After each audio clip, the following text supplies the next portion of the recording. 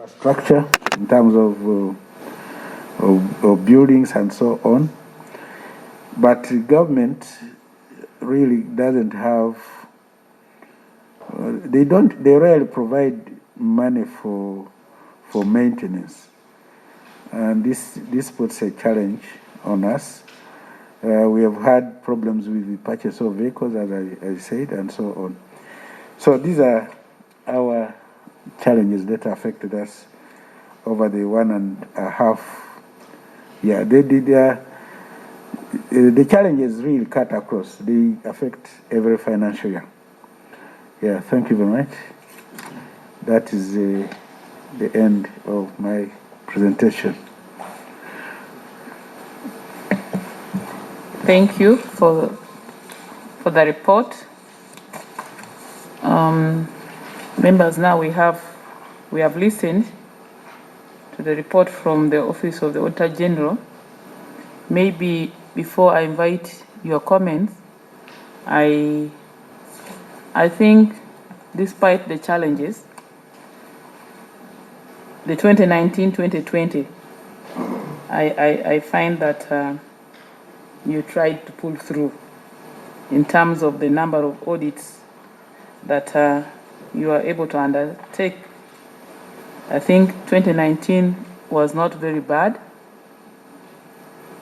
although you could have done more, given that you had also some external funding here and there. However, I want to make a small comment on the areas of challenges. Something that struck my eye, where you're still faced with the problem of follow-up of implementation of recommendations. Personally, I would feel that even if you carried all the audits that as planned, and as long as government or different agencies can't implement the recommendations made by your office, or even as an office, you are not able to know that what we audited and what we recommended has been corrected or improved, then I don't know whether the audits are worthwhile, worth it. So I first of all want to know from the Auditor General how you have been currently, how have you been making follow-up? What coordination do you have with other government ministries and departments? If so, if that is not sufficient, what would you recommend as an office as the best way possible to make follow-up on this implementation of the recommendations? I thank you. Honorable Charles, do you have any comment? Thank you, Chair. And thank you, Auditor General, for the presentation.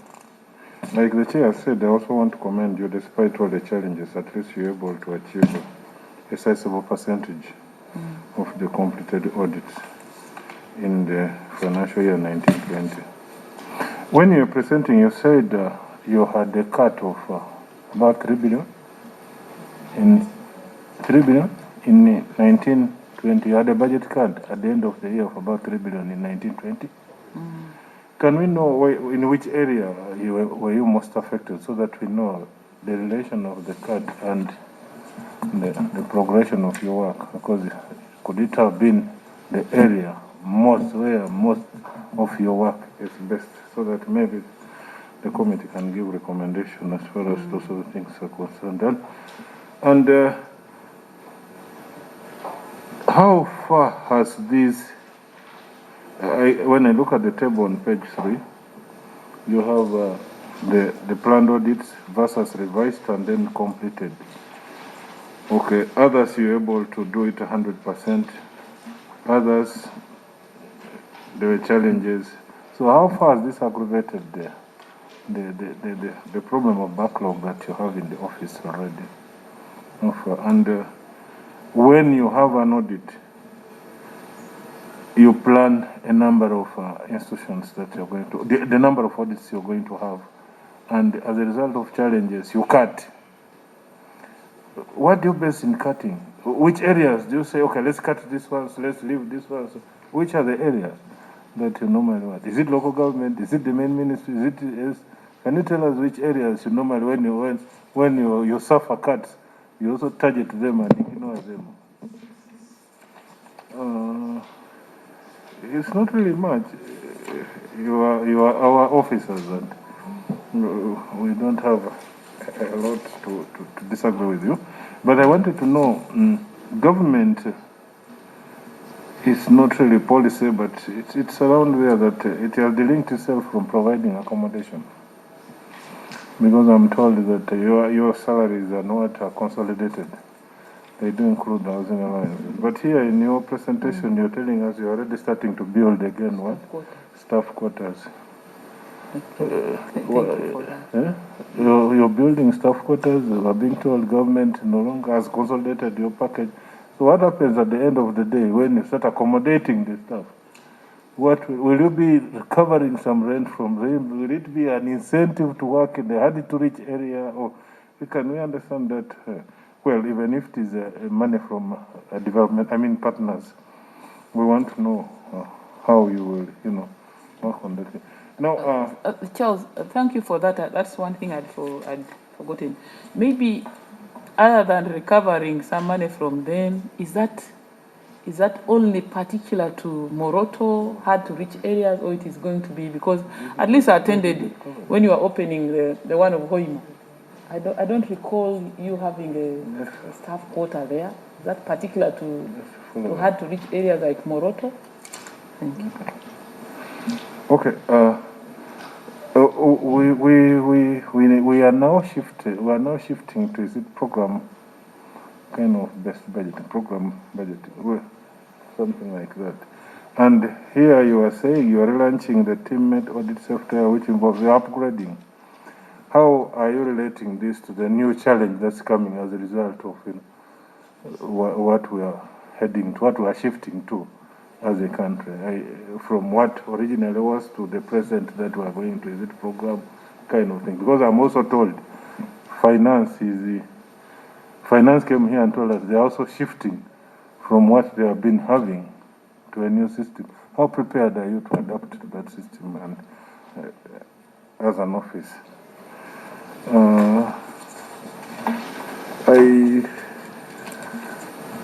The second last is, I want to commend you for insisting on the health of your staff, installing a good system that will at least curb pollution. But I know auditors have good cars which don't. Well, the environment, at least you constantly you keep on buying new cars whenever you have money. Well, the auditors may have safeguarded themselves, but where you often go to audit, are they also safeguarded? What are you doing as you're now leading in that? You seem to be leading in that area. What are you doing to government to tell them that the safety of the people, the safety of the workers, the safety of the staff is what contributes to their better performance? I think that's what you're targeting. If people are coughing left and right, people might think this one has COVID, go away, and this kind of thing. Wait, it could have been just what? The smoke of the what which you're controlling. So how about those other people you audit? What are you doing? Are you advising them also to adopt what you are doing if budgets allow? Or you just want to safeguard yourself and then go somewhere and inhale enough smoke as possible? They often say that passive smokers are worse than the real smokers. So when you protect yourself there and you come to parliament, which is not protected, you might take in more than what we take ourselves. I want to know what you're doing to try to make sure that we are compliant along that and we value the health of our staff. Normally, at the end of the year, when you release your reports and you do recommendation, you sometimes recommend recoveries. I think you sometimes recommend recoveries in certain situations. How far do you follow to confirm whether some of the recoveries have been made at the end of the year? Thank you, Chair. Thank you, Protocol, I want to welcome Honorable Stella, who has just come in. The report is not so bulky. You can go through and make your comments later. Honorable Franca, you are most welcome, just in time. Thank you, Honorable Charles. I want to go to the half-year report. Again, I want to thank you for the work you did for that period. And I want to thank you for particularly beginning to take a lot of interest in auditing the lower government administrative units, because this is really where the government funds end. But the fact that I also sit on the Public Accounts Committee, local government, I just want to find out what you are currently doing and what you plan for the future, because the last time we were looking at your reports for 2014, 2015, something like that. For the lower governments, I saw a lot of the staff at the lower governments, at the sub-county levels, just I would say they don't have capacity to even keep books of accounts, such that the audits seem to, we are finding it so hard, because, so I am wondering, as you collaborate with other departments, what kind of arrangement can Office of the Auditor General have such that your audits for sub-counties can have meaningful, impact on what we intend? Because from what I really saw, those are either half-baked. How can you? Is it possible through the Office of the Auditor General either to recommend as per recruitment, the kind of recruitment that should take place for those accountants or sub-accountants, whatever they call them, or Office of Auditor General lends a hand in training, I don't know, through the, what is the use of internal auditors at district level if they cannot build capacity of these other sub-accountants? Is there any relationship at all? Thank you.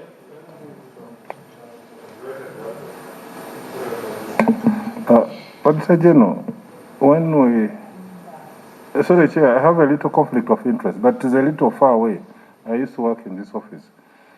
When we started a teammate in, I think around 2000, IFMS, around 2003, somewhere related to 2.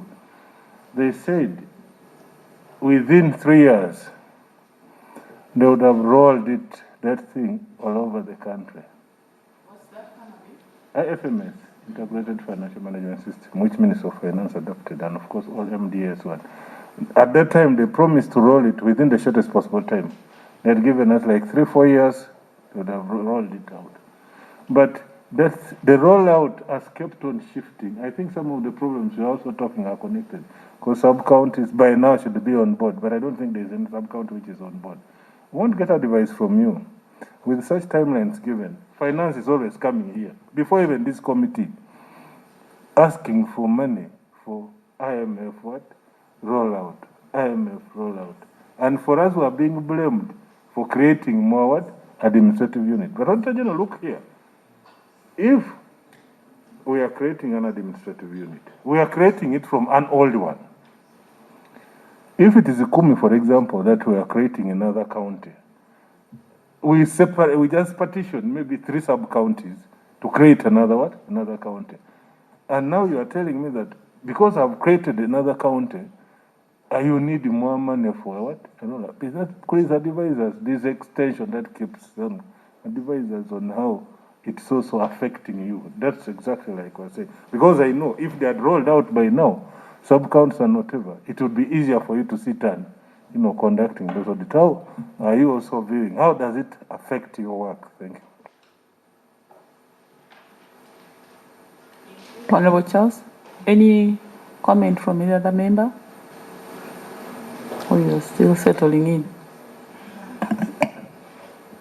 Yes, Honorable Stella. Yes, thank you, Chair. This may be off the report, but it has been lingering in my mind. And it comes out like this. Yeah, Is it a rumor? No, it is an administrative issue, which maybe I would wish the Auditor General to attend to and give advice to government. We know there is a law that says chairperson LC3s need not to have any qualification, or maybe a minimum of O-level, I don't know, but nothing. Anyone can go. That's you. You're the one who passed the law here. Yes, but now why are you shifting it to the Auditor General? Of course, laws can be amended. What and do you want? The advice. I want to observe, to bring it to the attention of the Auditor General. When you find someone supervising someone very higher in education and technical knowledge, and is being supervised by someone who is almost illiterate, how do you find their performance at the grassroots level there when you are doing your audits? Can't the auditor also put his observation there? As much as we pass the law, but you know there are other forces that if a technical person gives a technical advice according to the output down there, something can be corrected. Have LC3s who are graduates. How is their performance vis-a-vis those ones who have not gone to school?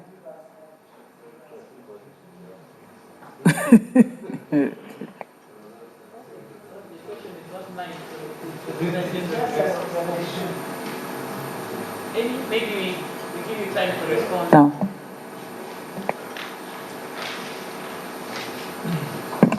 I think I'll start off by asking the Assistant Auditor General, Kato Kayamba, to respond to quite a lot of them because they were tailored towards what's happening within the audit when we are performing them, the challenges that we meet, and so forth. Okay. Thank you very much, sir, Auditor General. Thank you, Chair, committee members. I think actually I don't have very much. I think a lot of them will go to my colleague, but I will try and answer to a few, starting with the Honourable. The qualification and the level of supervision and its impact on government implementation of programs. I think you're spot on. I am, however, struggling to see how we can comment on it, because I think the Auditor General's mandate may not allow him to go to look at the political aspect and how it comes out. I'm not sure even a VFM would enable us to do that. But I think the point you're trying to raise is if the political leaders are supposed to supervise the executive, then if they are not to that caliber to be able to give that necessary strategic direction, what next?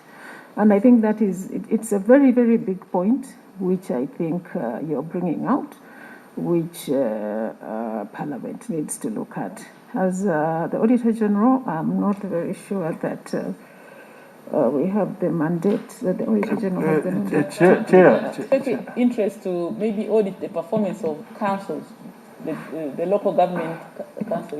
That's not your mandate? No, it's not our mandate. That would be beyond. Let's advise the Auditor General to leave that area. That's our area. Just to concentrate on your work. Because if they even had you trying to say that they might start again demonstrating against, just leave it to us. We shall try to sort it out. I think so. What we know, if the management of an area, the technical staff are well qualified, have integrity, are independent-minded, they will advise us politicians on what to do. Amin was an illiterate president in this country, but he set up one of the best infrastructure, which even some of the most educated presidents that have led this country have not done. Thank you very much. Thank you. Just hold on. As we proceed, we have tea. I want to invite you that if you feel like tea, please pick a cup of tea and we can have a working tea. Thank you very much, Chair.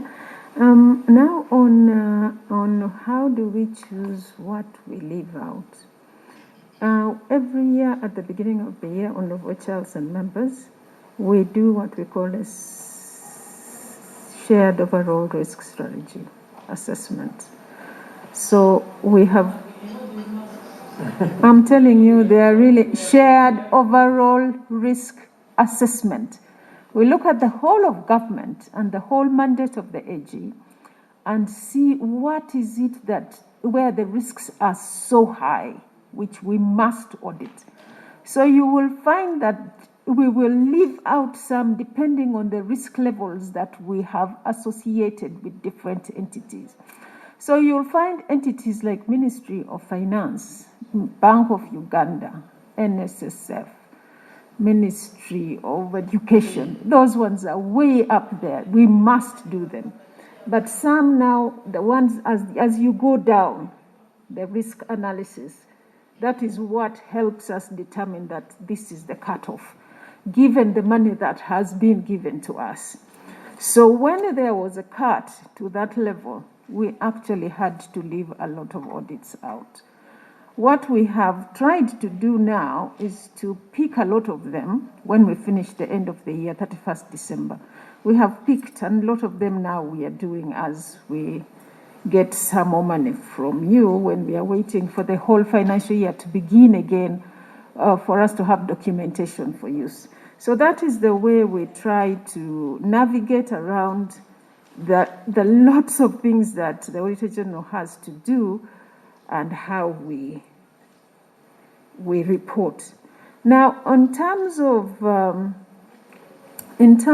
the pragmatic approach and OAG, I think the effect is not much, but I think given that it is new, we shall see how it affects us. We have been involved in understanding what takes place, the different programs and the pragmatic plans and all that.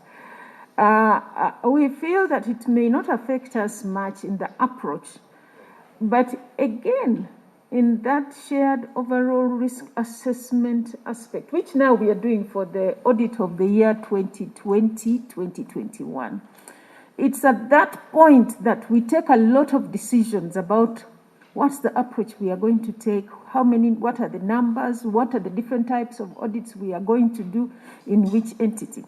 So we are going to have that discussion early March, and that will guide us. So your question is very pertinent to us because we have to look at how has this affected the way we are going to audit because you're going to look at the different plans of different areas. The tables are different. So we have to talk about it. And the chair of the SORA committee is actually here, Mr. Bob Mann, the Assistant Director of Audit. I think he's taking that in very, very much, and we will ensure that we understand, however little I think it may be, we need to understand it very carefully and be able to shape our audit and direct our approach appropriately. In terms of recoveries, I think the ones I've left are actually Francis's. In terms of recoveries, I think that one, Francis will also answer it when he's answering the tracking audit recommendations. It falls within that. I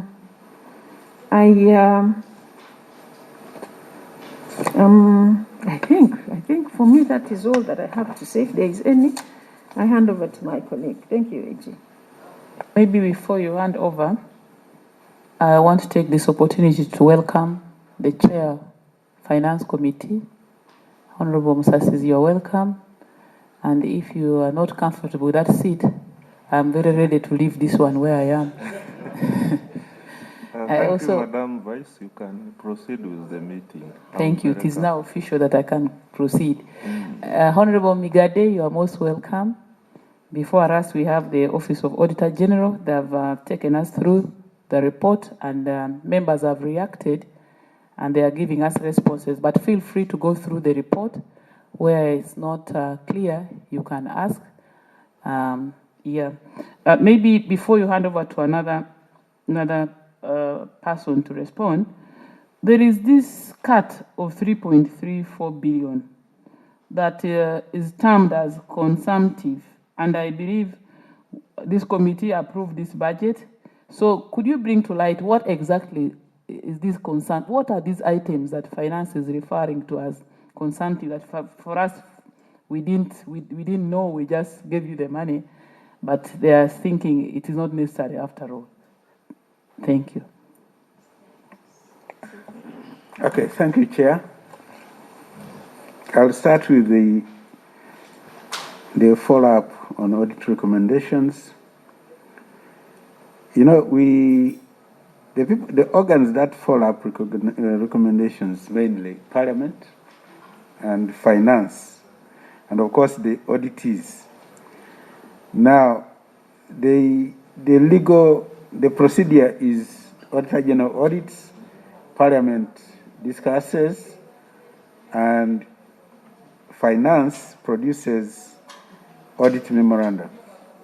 IGG come in. IGG? Does IGG come in anywhere there? No. Okay. So that process, that cycle is not seem to be complete until for over a period of time, the Auditor General has not been receiving audit memoranda until recently, which he has audited. But what we have done internally, we are working with GIZ. Our office, I think my team, our team has put in place a mechanism which works on our audit software, where we are now, we can interact directly with the auditees, the accounting officers, to get information on what actions have been taken. So that is at a lower level. At a higher level, we are also working with Parliament and Ministry of Finance and other agencies who are related to the work who relate with the work that we do, to put in place a platform where we track the recommendations that have been issued by the Auditor General, and then we are able to flag out what's outstanding. But this initiative is being supported by European Union, but is still work in progress. So we are doing something about it. It is not that we are not. We believe that after the Auditor General has audited, benefits should be seen to have been received from the work that the Auditor General has done. And we believe that this mechanism, this platform, will assist us to be able to evaluate the effect, the impact of the recommendations that have been issued by the Auditor General. On the budget cuts, we received, the cut mainly affected our ICT, the ICT infrastructure. The entire budget for vehicles is no longer there, and our fleet is really getting old. And as you know, the Auditor General cannot audit without getting out there to the auditees, and without vehicles we are incapacitated. And now that also includes the... Chair, the clarification I wanted to seek from the Auditor General is, you are the ones auditing, and you know what finance calls consumptive in some instances is your normal operation. I'm coming to that. Oh, what I just wanted to advise is that the in the course of audit, try as much as possible to profile all MDAs that have that consumptive being major whatever. Yes, but you see, the auditor, we use what Ministry of Finance. Ministry of Finance just categorizes recurrent expenditure like allowances, like travel inland, like welfare, like travel abroad. All those they categorize as consumptive. But for the Auditor General to put a team in the field, he has to they have to incur a transport cost, which is travel inland, and for them to be able to stay where they are auditing. So they have to get accommodation, they have to also to feed. But that's what our colleagues in finance call consumptive, and that's where the budget was cut as well. So there are three major areas where ICT, vehicles, and consumptive expenditure. And consumptive expenditure, what they call consumptive, for us affects the core business of the Auditor General. And with the moment that you touch there, Auditor General has to scale down the audits that he has to undertake. The other point you asked was Moroto accommodation. Now, Moroto is a very unique place. And our team based in Moroto has to go to, there are 6 districts in Moroto, I think. There is no accommodation in those places. Even Moroto itself in the center. And I think Ministry of Public Service has classified Karamoja as a hard to work area. Hard to work, hard to live. And it is the only place, it is the only branch where we have singled out to provide some kind of accommodation just close to the office, within the premises of the office. Otherwise, our staff are at risk. Last week, they even told me they've started shooting their vehicles. So it is a risky area. We can't leave them to themselves. You asked, how do I classify that benefit? We are interested in our staff being safe and able to work. We don't charge them. Otherwise, what government does is to give them extra incentive called hard trick. So even if I didn't give accommodation, I would look for money to give them as a compensation for working there, but it will not alleviate the suffering they will undergo. So even if I had that money to give them, I think the accommodation would be necessary, because the money that you would give will not provide the accommodation. You asked about program-based budget.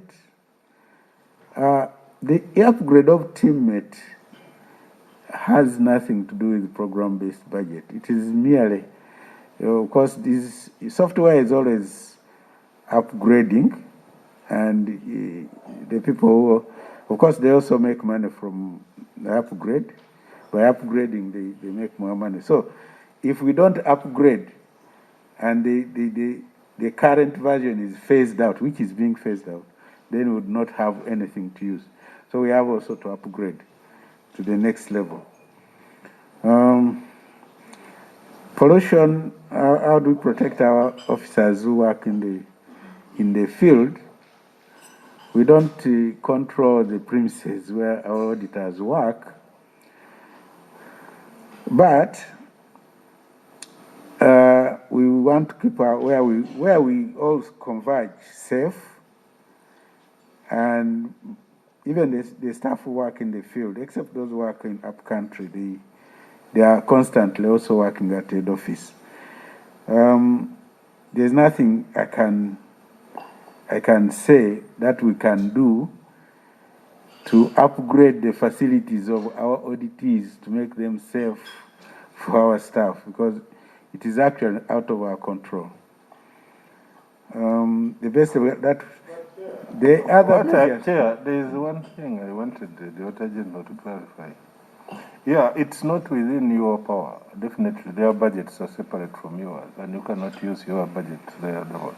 But their safety is equally paramount. That's true. And as Auditor General, you look at the staff, how they're working, how the morale is high, and sometimes maybe pollution is making guys suffer from flu all the time, and the what is coming down.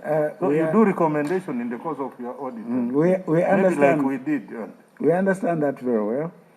But COVID has also taught us a lot of things. Working remotely and minimizing as much the time is spent in that area as possible by working remotely. And can I just interject? Sorry. I think you want us to do an accommodation audit.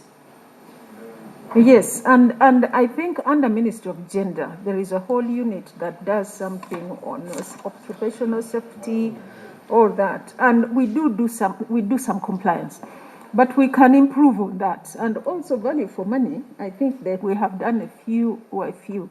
So I think we take your point to look at that as well. Okay, thank you.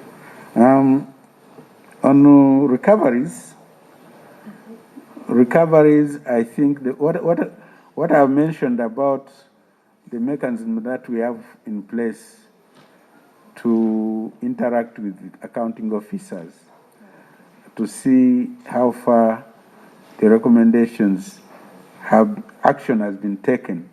It helps. I don't know whether one of my colleagues can comment on that one. I think Leonard, who is spearheading that initiative, may be able to comment on that one later. You talked about capacity of lower local government. I thought AG you'd mention this. And the quality of accounts of lower local governments, because the staff there don't have the capacity to write accounts which you audit. I don't know whether you want to. I can say something very little, really, because you are spot on again. We have a problem with the caliber and the reports that come out. And I think probably you could, as Parliament, you could look at that skill gap within the lower local governments, because the local governments themselves are actually gearing up right now. But the local governments, there are issues, we relate with them. But I think the fact that we are also struggling with backlogs, it sort of mars our thinking about how do we relate with these people more closely to ensure that we increase their capacity.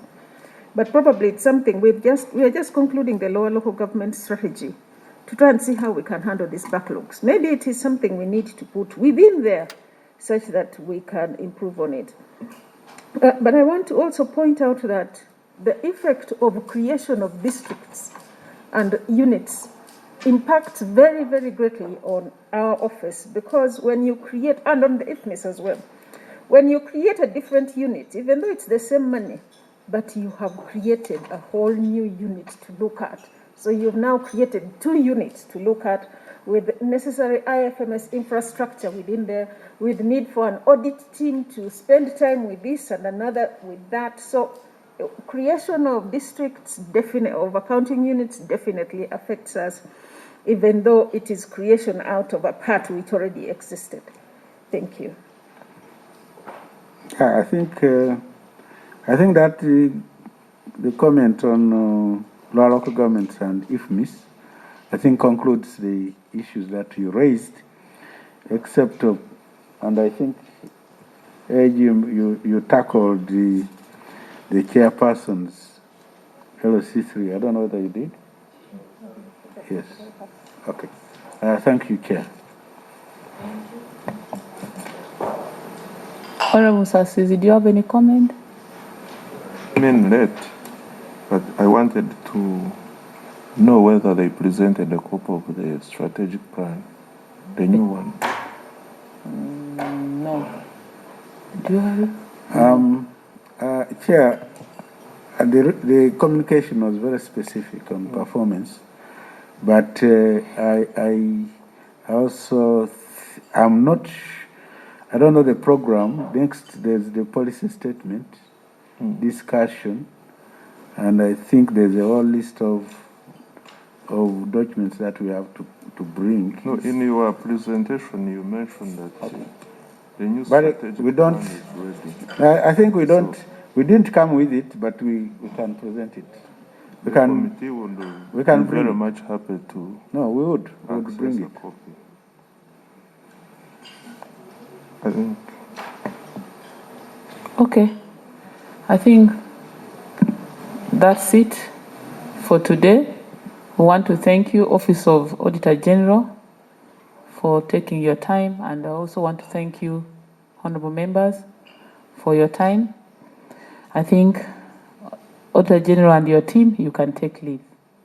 Thank you. Honorable Franca, would you like to accompany the Auditor? Oh, you are busy.